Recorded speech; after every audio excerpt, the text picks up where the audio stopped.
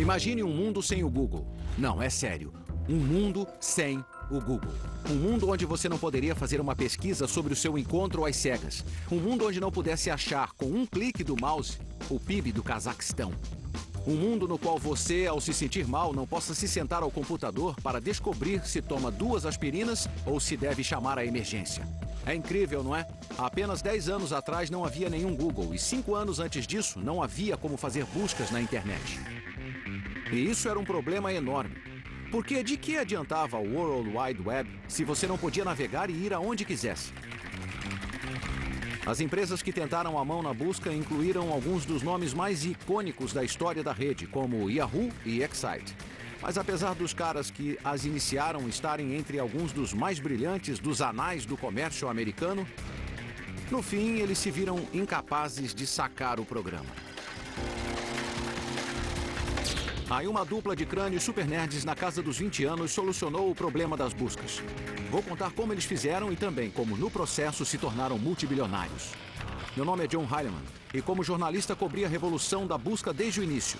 A história que estou aqui para contar é sobre as inovações de alta tecnologia que são a base dessa revolução e sobre o enorme levante econômico que ela provocou. É uma história emocionante, repleta de ambição feroz e engenhosidade, cheia de oportunidades aproveitadas e oportunidades perdidas, e de manobras e reuniões secretas que nunca antes vieram à tona, até agora. A internet. A pesquisa. Hoje, se você entrar na web e digitar o meu nome, John Heilemann, numa ferramenta de busca, tchan, em 1/3 de segundo você vai descobrir que sou jornalista de revistas e examinar um catálogo de tudo que já escrevi. E dado que existem mais de 150 milhões de sites e bilhões de páginas na web, a tecnologia que possibilita uma busca super precisa é uma espécie de milagre. E é um milagre que a maioria de nós não lhe dá o seu devido valor. Esquecemos que há pouco mais de 10 anos, a web era assim. Páginas e mais páginas de textos simples, listas imensas de frases sublinhadas. E encontrar o que você procurava na web era praticamente impossível.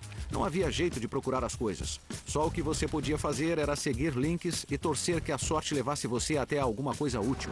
Para entender como viemos tão longe, como o milagre da busca pela web aconteceu, precisamos voltar a uma época anterior à Google, até a história de empresas como a Yahoo e a Excite, que prepararam o caminho para a sua existência e se tornaram os seus maiores rivais, e para um lugarejo na Califórnia, sobre o qual você já deve ter ouvido falar. Vale do Silício, Califórnia. Esta faixa de 50 quilômetros é o lugar certo para as pessoas com jeito para inventar o futuro e com apetite para enriquecer muito nesse processo. O lar de nomes lendários na área, como Apple, Intel e Oracle. O coração do Vale do Silício, a verdadeira nascente da indústria de alta tecnologia, a fonte de inúmeras ideias brilhantes, não é uma empresa, é a Universidade Stanford. E é aqui em Stanford que as raízes da busca podem ser encontradas.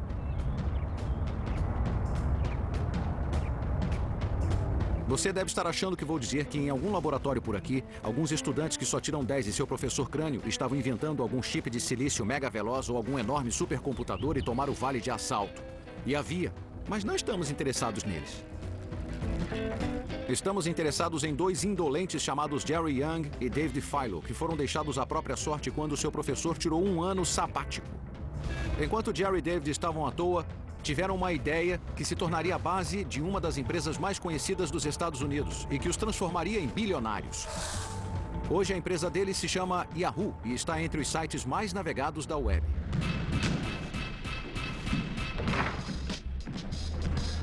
Tudo começou quando Jerry e David estavam tentando achar um jeito furtivo de usar a internet para ganhar um concurso da Liga de Basquete de Stanford.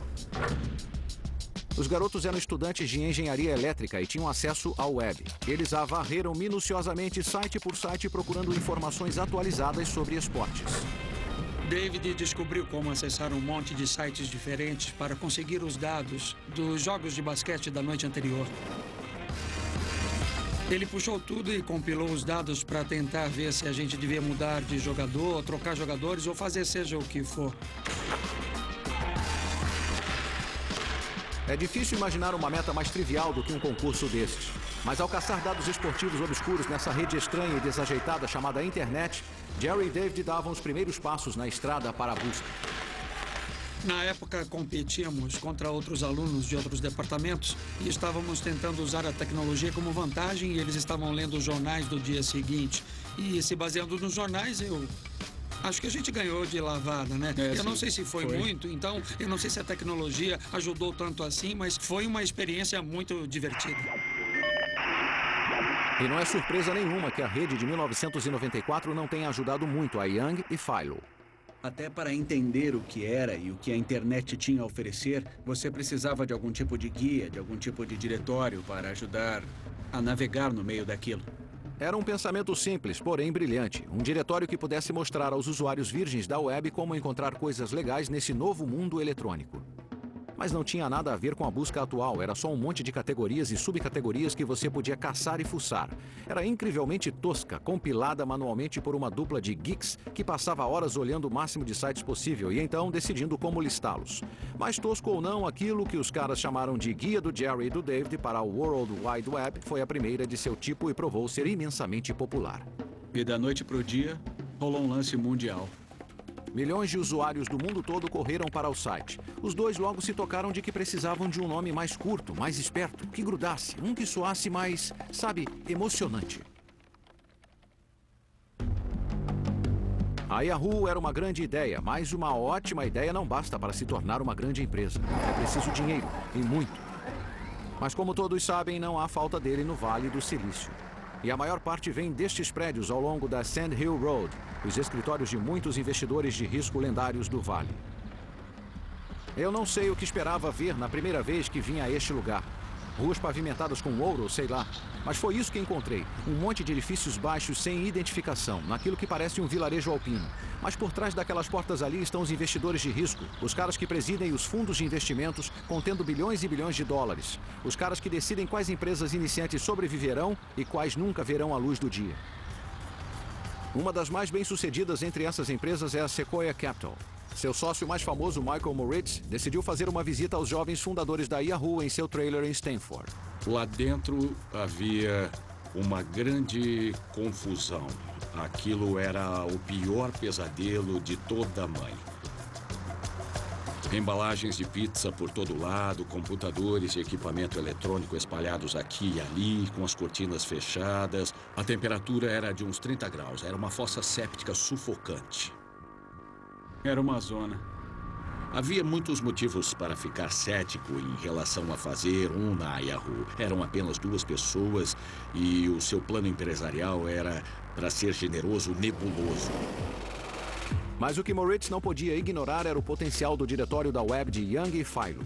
Nos parecia bem claro que qualquer um que estava oferecendo um serviço que servia de guia para todas essas coisas que de outro modo eram difíceis de desvendar, com o passar do tempo, oferecia o potencial de ocupar um terreno muito estratégico. Moritz investiu $2 milhões no site de Young e Philo, mas foi uma aposta baseada em pouco mais do que um palpite. Apesar de muitas visitas ao site da Yahoo Site, não era óbvio de onde viriam os lucros ou até mesmo a receita. Nós tínhamos uma empresa, tínhamos de achar um jeito de faturar com ela e àquela altura não tínhamos nenhuma receita.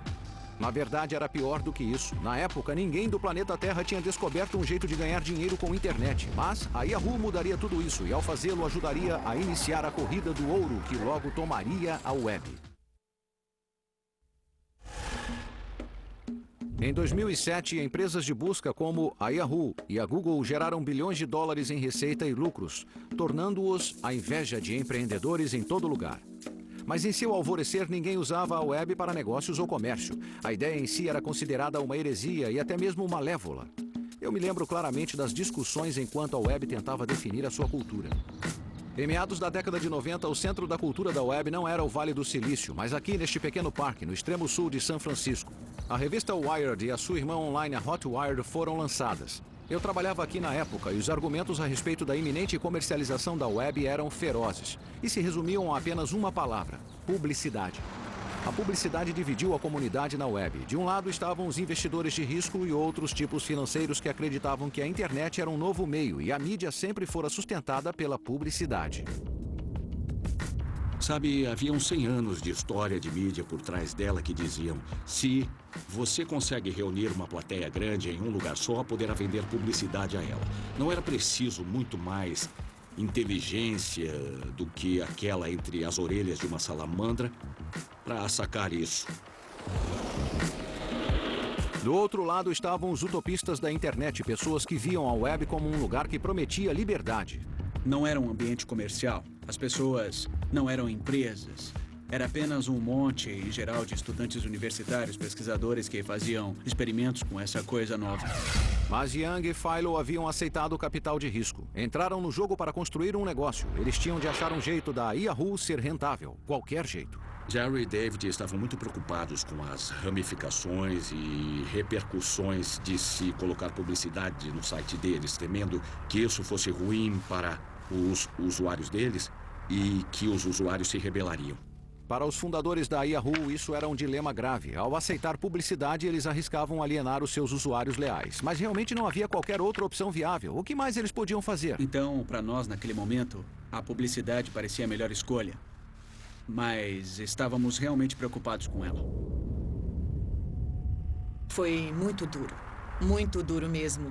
Nós não tínhamos ideia de como isso seria recebido, se haveria retaliação, se geraria algum cinismo sobre que interesses comerciais farão a esse tipo de ambiente de informações utópico.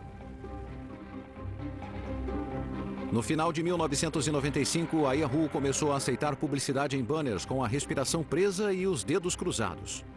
Estávamos inseguros quando pusemos as primeiras propagandas lá, tipo, será que isso vai funcionar? A agonia acabou sendo em vão. Os usuários do Yahoo continuaram se multiplicando e mais usuários significava mais anunciantes pagando mais para pôr os seus banners diante de um número crescente de olhos.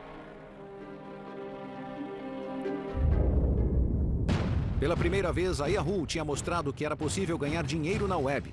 Era um momento crucial na história e significava uma coisa: o surto da web tinha começado. Foi quase como se tivesse sido dado um tiro de largada. Em 1996, a Yahoo enfrentava uma série de desafiantes que ganhavam terreno sobre ela: Infoseek, Alta Vista, Lycos. Mas a rival mais formidável da Yahoo era uma empresa chamada Excite. Na superfície, a Excite era muito parecida com a Yahoo. Era outra empresa iniciante de busca fundada por outro grupo de garotos de Stanford, substituindo uma casa pulguenta nos subúrbios por um trailer pulguento no campus. Mas a tecnologia que o site desenvolveu era consideravelmente mais sofisticada do que aquela desenvolvida pela Yahoo. Em vez de uma lista de sites compilados e divididos em categorias por seres humanos, o Excite era puro software. Você digitava sua indagação e o serviço vasculhava a web, encontrando páginas que continham o termo que você havia digitado. Ou seja, era uma versão rudimentar da busca como a conhecemos hoje. Quando começamos, estávamos em 17º numa corrida de 17 cavalos. E sabíamos que, depois de um ano, seríamos o número 1 ou o número 2 ou estaríamos mortos. A avareza dominava. A ambição e a animação estavam no ar. Em 1997, a internet estava explodindo. Milhões de pessoas entravam online para ver o motivo de tanta exaltação. A Yahoo, o Excite e outros mecanismos de busca estavam ocupadas, se transformando no que se conhecia como portais. Destinos emocionantes, repletos de distrações, de cotações da bolsa, e-mail e salas de bate-papo. Eram parques de diversão. Uma miríade de atrações bugigangas e quinquilharias reluzentes, projetadas para transformar usuários em uma plateia cativa em benefício dos anunciantes. Ele fez com que as pessoas se envolvessem em inovação extrema, competição extrema e um jeito de viver muito extremo e insustentável. Pagávamos na mesma moeda. Nós lançávamos personalização e a Yahoo lançava personalização. A Yahoo lançava e-mail, nós lançávamos e-mail. Estou usando a busca do Yahoo para escrever um livro sobre estalar os dedos. Então, nos primeiros anos era uma coisa meio indefinida. Ninguém sabia o tamanho que isso teria. Legal!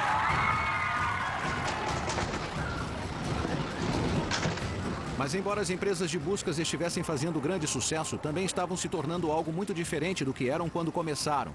Ao se concentrar nos atrativos, Eles esqueceram que tinha trazido os usuários a eles em primeiro lugar. A necessidade de encontrar coisas na web que não parava de crescer. Em outras palavras, as empresas de buscas pararam de se importar com a busca.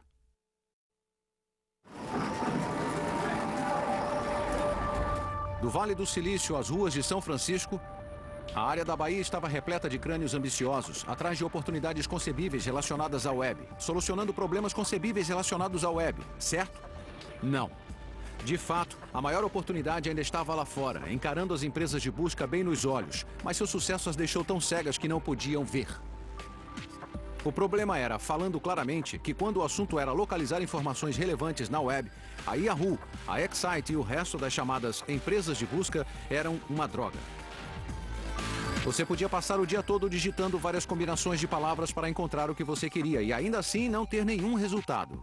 A maioria dos resultados eram links de sites tentando vender alguma coisa que você não queria e frequentemente obscenas. Em suma, o mundo tinha fome de um jeito radicalmente melhor para fazer buscas na web. E com certeza isso veio da mesmíssima instituição que já havia produzido a Yahoo e a Excite, Stanford. Mais uma vez, o nome da empresa era descaradamente pateta. Google, uma variação na palavra Google, um termo matemático para 10 elevado a 100, e novamente os fundadores eram uma dupla de geeks jovens e pouco socializados, Larry Page e Sergey Brin. Eles se conheceram na primavera de 1996, em uma visita guiada de São Francisco para estudantes que iam se formar em Stanford. E quem liderava a visita era Sergey, um belo garoto russo-americano, meio revoltadinho. Ele tinha uns 19 anos. Que é muito novo. Era um dos nossos candidatos mais jovens ao PhD. Eu me lembro que ele era bem sucinto. Era o tipo de pessoa com respostas rápidas e tinha um ponto de vista radical. Larry foi um dos últimos estudantes na visita naquele dia. Era um garoto típico do meio oeste, filho de um acadêmico. E a coisa mais incrível que já tinha feito foi uma impressora a jato de tinta com Legos. Era um cara despretensioso, quieto. Não era o tipo de pessoa que você conhecia e ficava surpreso. Quem o conhecia dizia, esse é um cara legal. E foi o cara legal Larry que teve uma ideia de gênio que transformou a busca numa coisa mágica e lançou a Google. Dadas as consequências abrangentes dessa ideia, sociais, culturais e com certeza financeiras, você poderia pensar que é incrivelmente complexo, mas de fato, em sua forma básica, é bem simples. A ideia começou com a noção de que a web realizava um concurso de popularidade contínuo sobre o seu próprio conteúdo e que a quantidade de vezes que uma certa página da web tinha links em outros sites poderia ser uma medida de sua utilidade ou relevância. Page acreditava que um link de site para outro é uma espécie de recomendação. Ele e Brin construíram a ferramenta de busca da Google com base nessa convicção.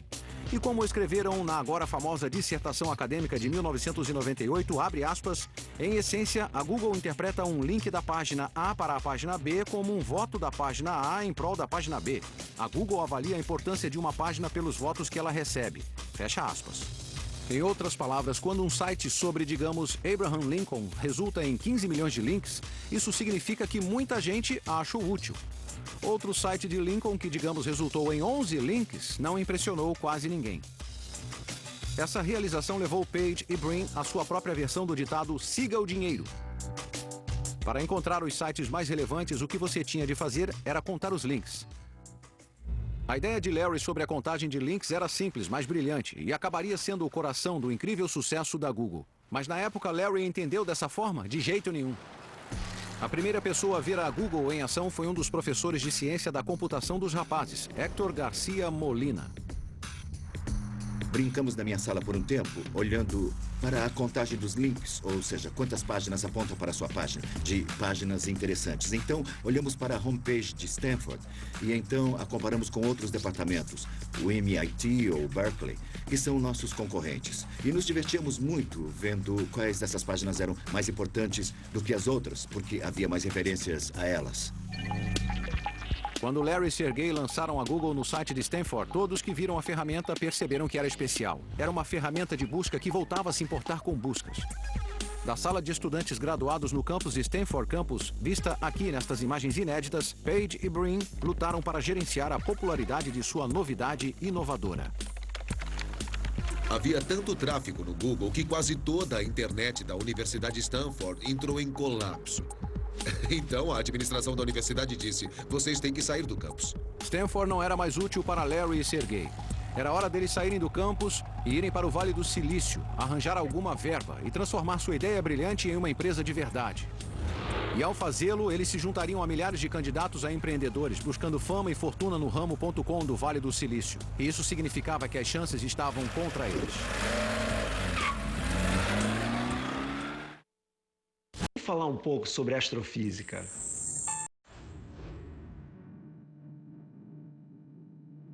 Eu acho que poucas questões são tão fascinantes quanto viajar no tempo. Existem dois tipos de viagem no tempo: para o passado e para o futuro. Para o passado, segundo a gente sabe hoje, realmente não dá. As leis da física, pelo menos as leis da física que nós conhecemos hoje, proíbem completamente esse tipo de viagem para o passado. Mas para o futuro, existe esperança. Segundo as leis da teoria da relatividade desenvolvida pelo Einstein, não é impossível viajar para o futuro. O que a gente precisa é criar um foguete, uma espaçonave, que possa viajar próxima da velocidade da luz, que é a maior velocidade que existe no universo. Nada pode viajar mais rápido do que a luz. 300 mil quilômetros por segundo. Você pisca o olho e a luz dá 7 voltas e meia em torno da Terra. Essa é a velocidade da luz.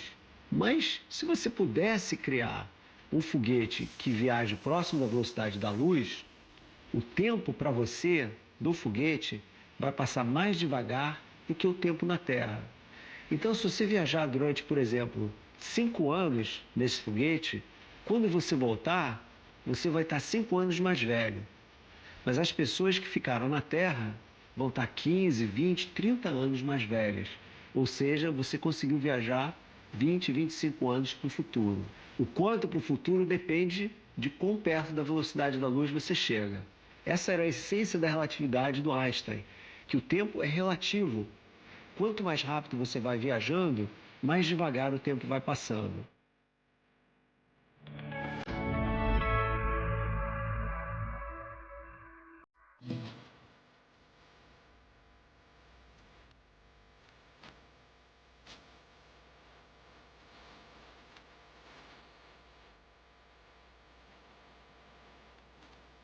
Ter uma vantagem para o sucesso importa. Novas impressoras HP DeskJet Ink Advantage. Cartuchos originais HP a partir de R$19,90. Hoje nós olhamos para a Google com seu enorme valor de mercado de mais de 200 bilhões de dólares, seu vasto campus no Vale do Silício e a sua influência sobre a mudança da cultura, e presumimos que devia haver investidores batendo à sua porta, especialmente no auge da bolha das .com, quando algumas das ideias mais estúpidas imagináveis estavam recebendo rios de verba. Mas na época, a reação entre os homens com a grana à Google não foi "Ei, moleza!". Em vez disso foi "Oh, peraí, outra ferramenta de busca?". Uma das primeiras e poucas vozes dissonantes nesse coro de dúvida era aquela de Vinod Khosla, um investidor de risco altamente bem-sucedido, um guru da tecnologia e um dos cofundadores da Sun Microsystems. Eu os conheci, adorei os dois e disse que amaria trabalhar de algum jeito com eles. Então os apresentei a Excite e disse: esta é uma ferramenta de busca maravilhosa e uma abordagem melhor. Para Khosla, a lógica era simples. Na época, ele era um investidor na empresa de busca Excite e ele calculou que se a Excite comprasse ou licenciasse a tecnologia de busca da Google, eles teriam uma vantagem contra a sua amiga rival, a Yahoo, que parecia estar dominando cada batalha e derrotando todos os seus oponentes nas guerras dos portais. Para a Excite não ser esmagada pelo exército de Yang Failu, precisaria de artilharia fresca. E como qualquer comandante militar diria a você, o segredo para vencer uma guerra é fazer as alianças certas. Agora, na esperança de fazer com que a Excite se juntasse à Google, Khosla arranjou uma reunião para o tecnologista-chefe da Excite, Graham Spencer, conhecer Larry e Sergey neste restaurante japonês.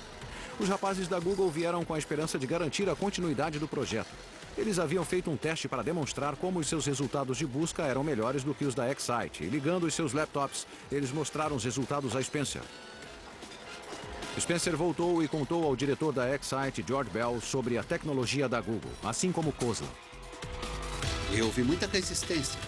Eles sempre voltavam dizendo que a busca era genérica, nós podemos fazer isso, somos quase tão bons quanto eles, não importa. E não era questão do preço, porque na época a Google era muito barata. Eles podiam tê-la comprado por cerca de $1 milhão. E vale 100 bilhões de dólares hoje. Espera, vamos ver isso de novo. A Excite podia ter comprado a Google por cerca de $1 milhão. Em termos de Vale do Silício, isso é uma ninharia. A empresa tinha acabado de cair fora daquilo que para eles seria um negócio da China. Olhando para trás, eu erguerei a mão e direi para esse idiota. Mas as pessoas não achavam que havia dinheiro na busca. Ou as pessoas achavam que havia pouco dinheiro na busca. Eles não achavam que era rentável mesmo.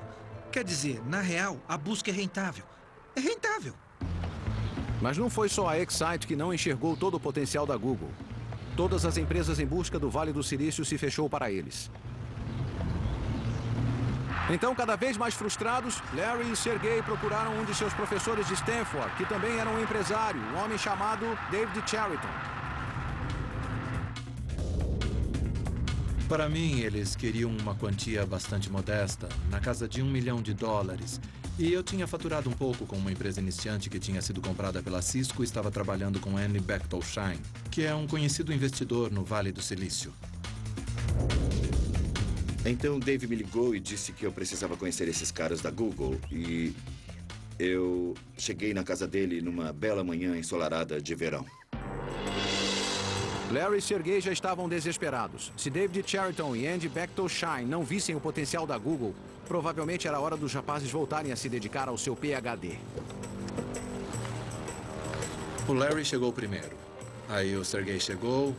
E depois o Andy chegou em seu Porsche. Quando cheguei na casa do Dave, Larry e Sergey já estavam lá. Então, eles imediatamente começaram a fazer uma demonstração para mim. Conhecemos esse cara, ele deu uma olhada rápida na nossa ferramenta de busca e nós batemos um papo com ele. Eles fizeram uma demonstração.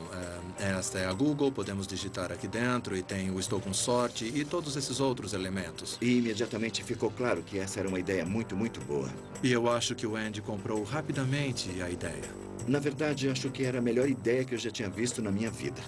Então ele disse, sabe, eu não quero que vocês fiquem estressados com isso ou tenham de se preocupar tanto com problemas de dinheiro agora. Por que eu não faço um cheque agora? Então, eu fui correndo até o carro, peguei meu talão de cheques e fiz um cheque para eles na hora. Ele voltou com o talão de cheques e nos fez um cheque de $100 mil.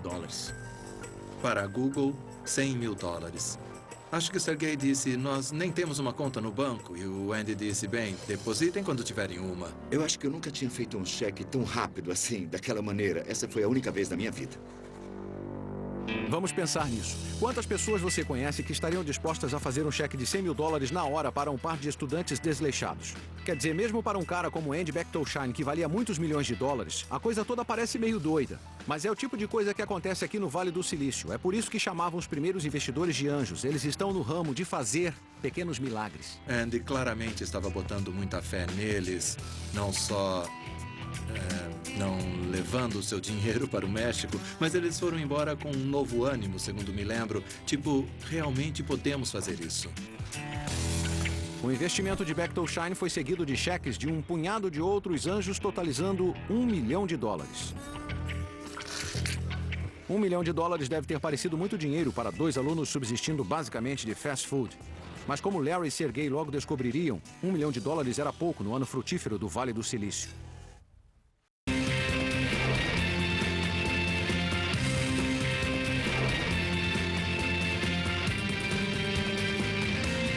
Engenharia extrema. Imagine uma cidade sem carros e sem trânsito.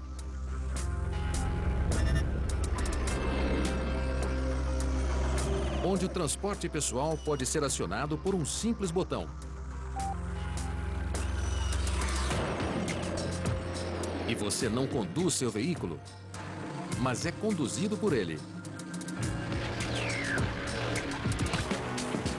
Devido ao alto custo e baixo valor da expansão de vias em cidades densamente povoadas, especialistas em transporte defendem uma mudança radical. Alguns propõem uma ideia que parece mais ficção científica: eliminar os carros das cidades mais movimentadas e substituí-los pelo transporte pessoal rápido, ou PRT.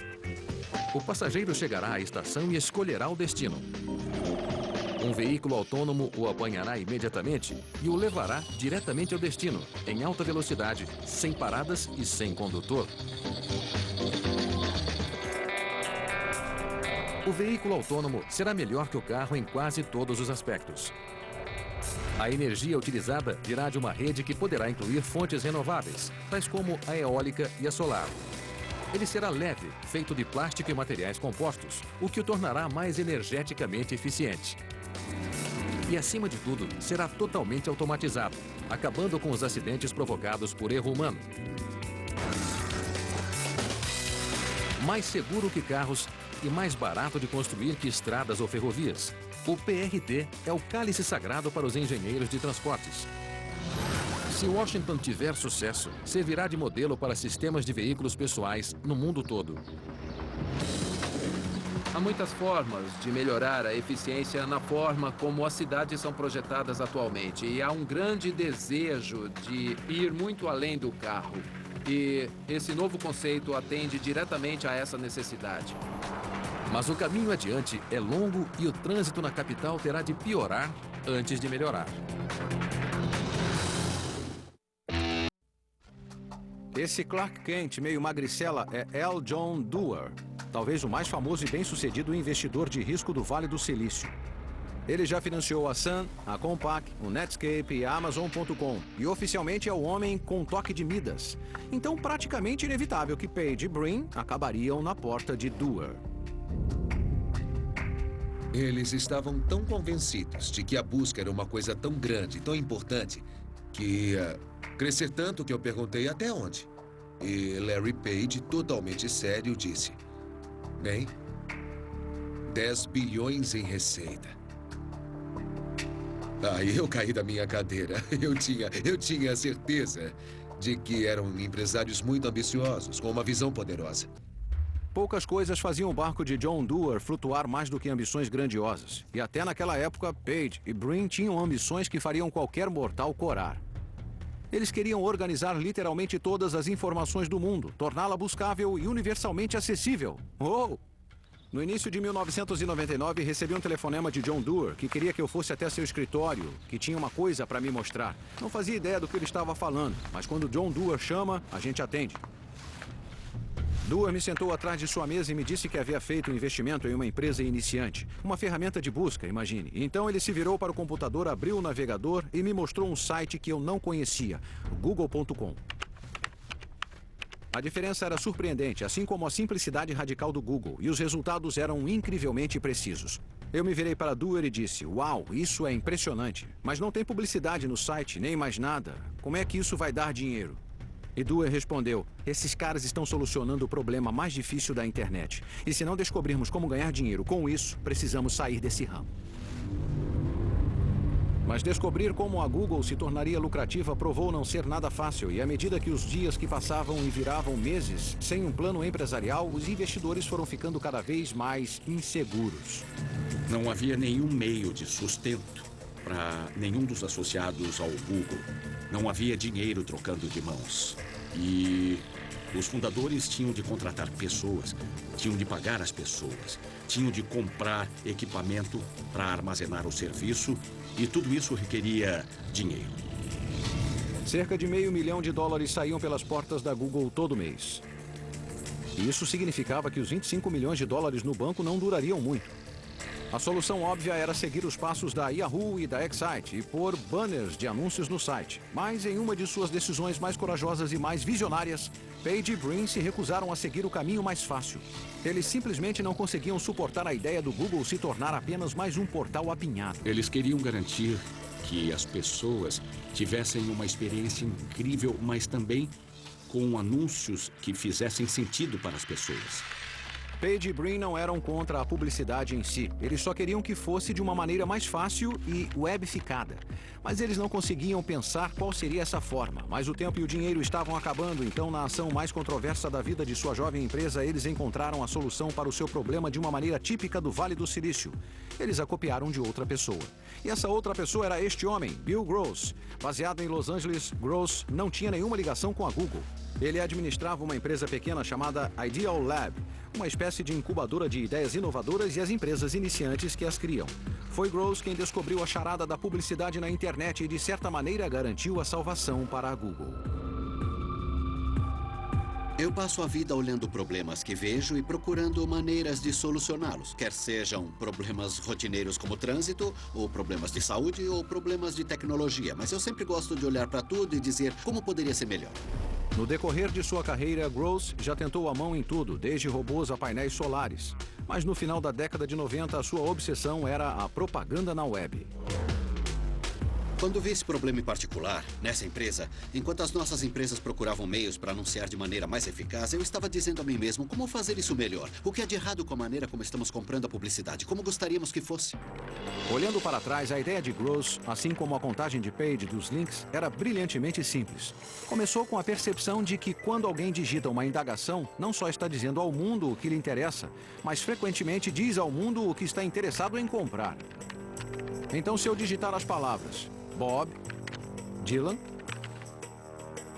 estou dizendo resumidamente que estou curioso sobre ele, que eu talvez queira comprar o seu novo álbum.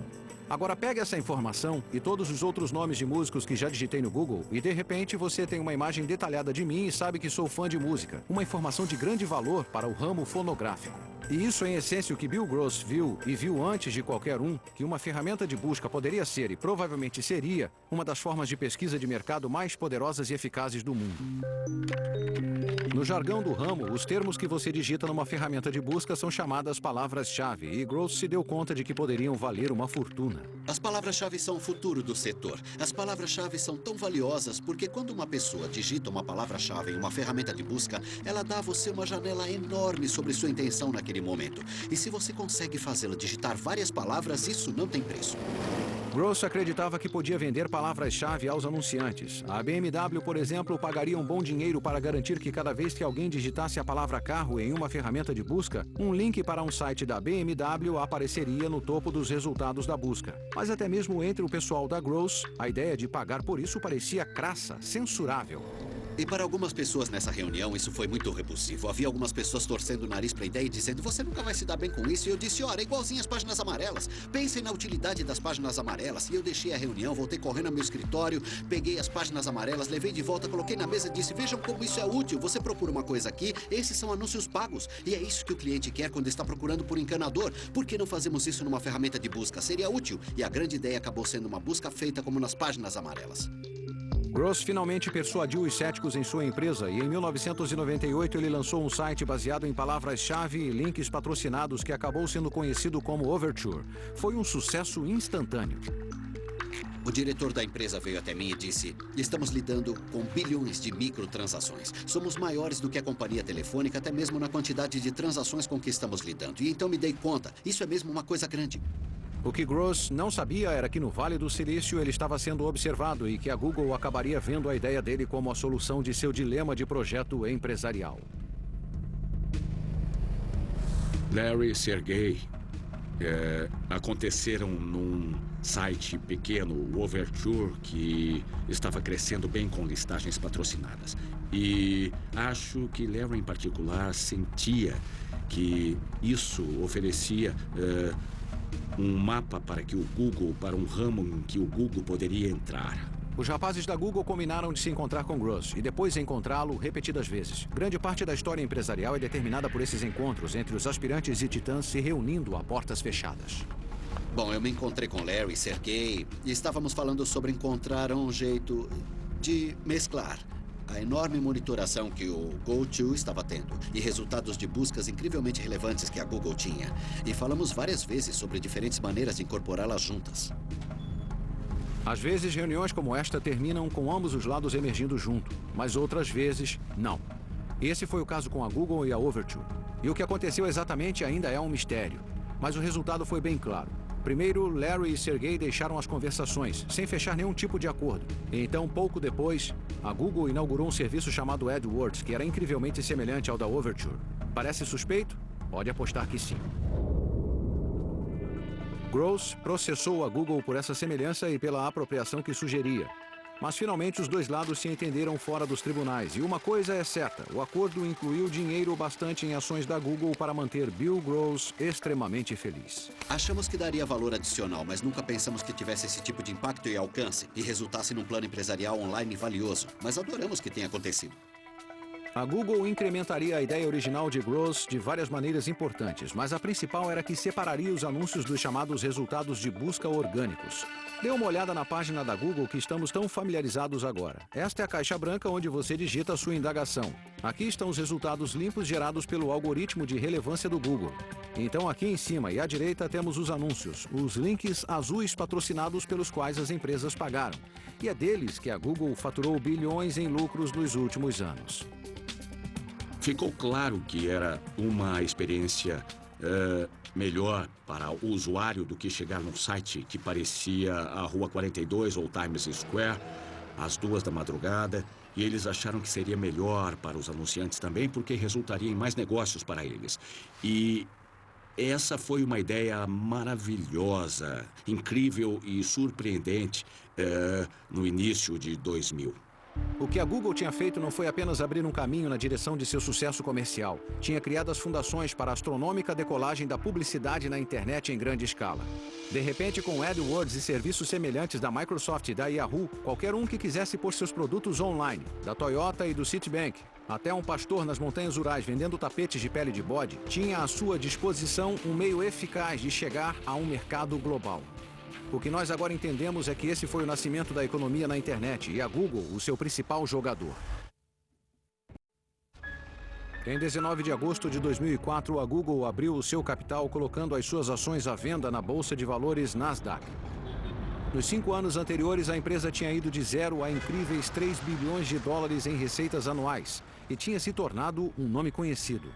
A abertura da Google causou um frenesi de especulação e expectativa, especialmente entre aqueles que esperavam, torciam para ela revitalizar um setor de tecnologia ainda se recuperando da queda das .com. No Vale do Silício, na época, havia um adesivo de carro muito comum onde se lia: "Por favor, nos deem só mais uma bolha". Mas a maneira como a Google conduziu a sua abertura causou a ira de muitos e naquele fatídico dia especulou-se que era um desastre esperando para acontecer. Eu me lembro daquela manhã, sentado em uma sala de reuniões com uma televisão e vendo pessoas na CNBC falando como essa abertura seria terrivelmente mal sucedida e como era improvável que isso desse certo. A controvérsia sobre a abertura do capital surgiu do fato de que a Google tinha optado por um nada convencional leilão para vender as suas ações e isso tinha alienado grande parte de Wall Street, que lucrava bastante com a maneira convencional de fazer negócios. A tentativa da Google despertar interesse de sua abertura na comunidade financeira rendeu críticas terríveis. Os executivos da empresa passaram a imagem de arrogantes e velados. A abertura do Google era o assunto da mídia financeira e havia muitas forças poderosas em Wall Street que acreditavam que não era assim que eles queriam que a oferta pública de ações fosse feita. Os grandes e poderosos de Wall Street estavam naquela sala de reuniões no prédio da Nasdaq em Times Square, assim como John Doerr, Eric Schmidt, Larry Page e eu. O clima estava pesado e a única coisa que o aliviou foi quando Larry plantou seu futuro traseiro bilionário em uma tigela de creme de leite. É surreal. É uma parede enorme de pixels e gráficos e você se dá conta de que toda a economia mundial está passando diante dos seus olhos. E então, Larry e Eric subiram ao palco. E havia uma grande expectativa sobre a abertura do mercado.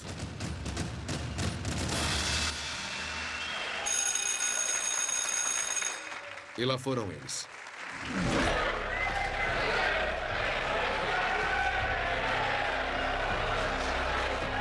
E é claro que, na hora do almoço, a bolsa abriu e começou com $100, 15 dólares a mais do que o preço do dia anterior, e nunca mais caiu abaixo disso. No fim, apesar de toda a tempestade, a abertura do capital da Google foi um sucesso da única maneira que importava. Qualquer um que tenha comprado ações naquele dia e ainda tenha a sorte ou a inteligência de tê-las, guardou uma fortuna. 3 anos depois da abertura, a Google vale mais do que a FedEx, o McDonald's, a Coca-Cola, a Intel, a IBM ou o Walmart. Ações que venderam por $100 tinham subido para quase 700. Enquanto isso, Brin e Page estão entre as 30 pessoas mais ricas do mundo. A Google, sem dúvida, é a empresa que mais cresceu no mundo. Apesar de estar na lista da Fortune 500, os fundadores da Google sempre lutaram para que a sua empresa não fosse percebida como mais uma empresa truculenta e gananciosa, como, digamos, a Microsoft em seu auge. O seu portentoso e altruísta lema corporativo é "Não seja mal". O seu campus remonta à era das .com com sua comida gratuita, cadeira e saco e transporte Segway. Mas apesar de todos os atrativos simpáticos, a Google continua sendo uma grande máquina capitalista que continua a prosperar com o casamento de busca e publicidade que a empresa aperfeiçoou. Até a publicidade online realmente se tornar eficaz, não havia como pagar os programadores que estavam criando todo o software. Eles eram subsidiados. Então, por exemplo, na Sun, nós vendíamos sistemas ou hardware e usávamos esse dinheiro para pagar os nossos programadores de internet. Hoje, as empresas da internet podem pagar seus programadores de internet com receitas da internet que vêm da publicidade. Então, o desenvolvimento da tecnologia e da publicidade andam lado a lado. Mas a Google não está relaxando e mamando em seu negócio principal, não está descansando sobre os seus louros, muito pelo contrário. Ela sabe muito bem que ficar parado no ramo da tecnologia equivale a cometer suicídio comercial. A Google despejou seus lucros fantásticos em incontáveis experimentos e projetos, apostando em tudo o que está ao seu alcance. Existe o Google Library, o Google Books, o Google Maps, o Google Earth. Existe o Gmail, o Google Calendar, o Google Spreadsheets e o Google Docs. A empresa comprou a iniciante Blogger para publicação pessoal na web. Ela comprou a iniciante Picasa para compartilhamento de fotos online e, é claro, o YouTube para compartilhamento de vídeos online. E para muitos, tudo isso se resume a um plano para dominar o mundo. Então não é à toa que a Google Mania gradualmente começou a dar lugar a uma crescente Googlefobia. E a Googlefobia pode ser mais grave entre os defensores da privacidade que se preocupam com a quantidade de informações sobre todos nós que está armazenada nas bases de dados da Google. Mas não são só os libertários civis, até os mentores originais de Page e Brin têm as suas preocupações. As pessoas vão sentir que existe perigo em ter informações demais, guardadas sobre tudo o que fizeram e tudo o que buscaram. E vamos ler cada vez mais sobre isso. Para outros, a dominância metastática e expansão feroz da Google é um chamado às armas. Embora a Excite esteja há muito falecida, a Yahoo aumentou as suas ofertas em buscas e publicidade. E quem também tem como missão derrubar a Google é a Microsoft, uma empresa conhecida por nunca desistir e por chegar tarde à festa, mas sempre ser a última a permanecer de pé. No geral, se houvesse alguma grande oportunidade na internet ou em softwares, a Microsoft sacava isso bem rápido. E eles têm um bocado de pessoas inteligentes e muitos bens e forças. Mais exatamente, à medida que a Google expandiu seu alcance em tantos cantos do comércio, a sua lista de inimigos fora do ramo da tecnologia ficou bem maior e mais formidável. Da Viacom e a News Corporation, da Rupert Murdoch a editores de livros e, em breve, toda a indústria de telecomunicações. As forças que agora estão se reunindo contra a Google irão confrontar a empresa com desafios muito maiores do que qualquer outros que já enfrentaram. Para a Google continuar a sua ascensão meteórica, Larry, Sergey e o resto do pessoal da Google terão de ser ágeis, inovadores e incrivelmente criativos. A história da alta tecnologia nos ensina que toda empresa, não importa seu tamanho, finalmente acaba pondo o pé na jaca. E embora isso ainda não tenha acontecido à Google, é inevitável que aconteça. A Google foi mais longe e mais rápido do que qualquer outra empresa já foi. Mas suas maiores batalhas e o verdadeiro teste de resistência ainda estão por vir.